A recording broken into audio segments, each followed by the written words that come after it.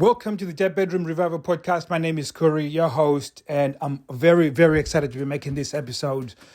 Today, I had a situation where I was at the gym.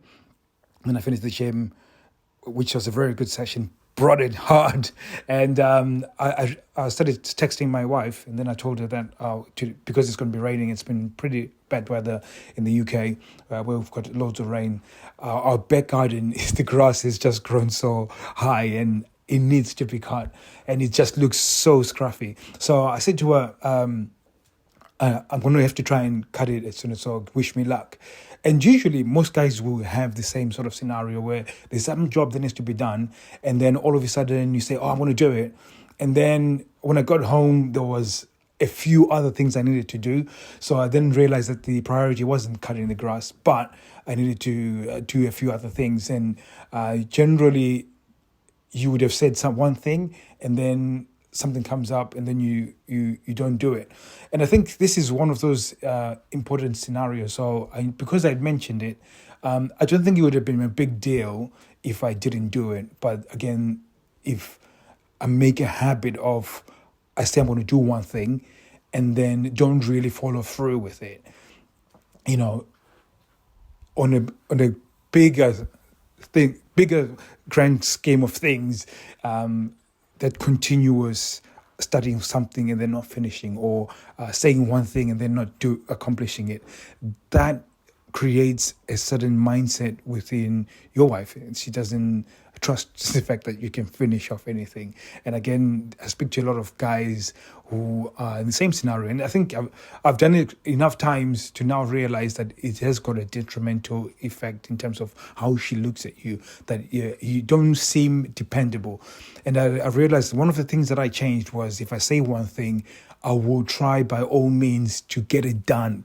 So I did manage to do the other things very quickly, to cut the grass, finished it, and still I'm running just a little bit late. But when she comes in and then sees it done, it just reaffirms that I am a guy who's going to say one thing, and I'm going to say something, and it's going to be done. And again, it just builds that trust and belief in the things that I'm doing and I'm trying to accomplish. So this is a very, very important lesson that I can share with you guys, because when it comes to dead bedroom, we think, oh, she just has lost desire, and we just assume that it's something that's happening biologically or something that's happening psychologically.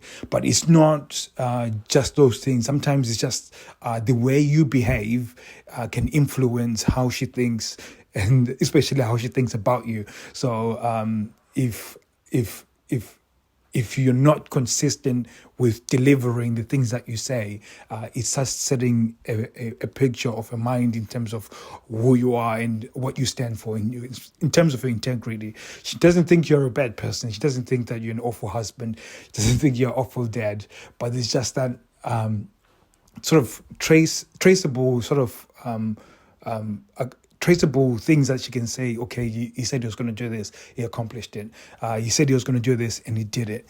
And then that sort of built-in trust that you continuously do, usually, again, it also starts building respect, and she's more inclined to listen to your decision making, because you've set it up in the bank. So most guys that I speak to, this is one of the things that they struggle with, because she then comes back and says, "Oh, I thought you were going to if I didn't, I thought you were going to cut the grass." And then I give her excuses.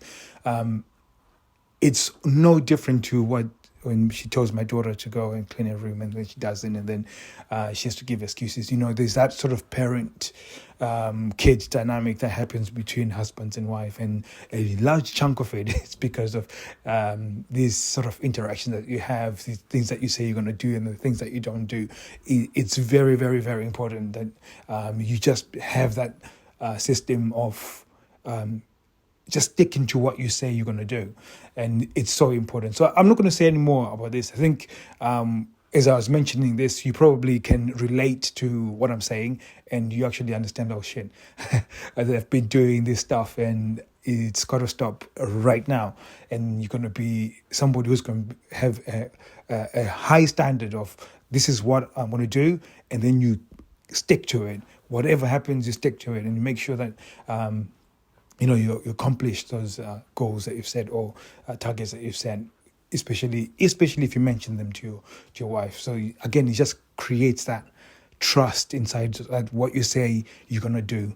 So hopefully that's very helpful for you guys. And I thought I should mention this because it's quite a popular thing that I talk to with guys, and I had a real life example for it. So that made it so much easier to make this episode.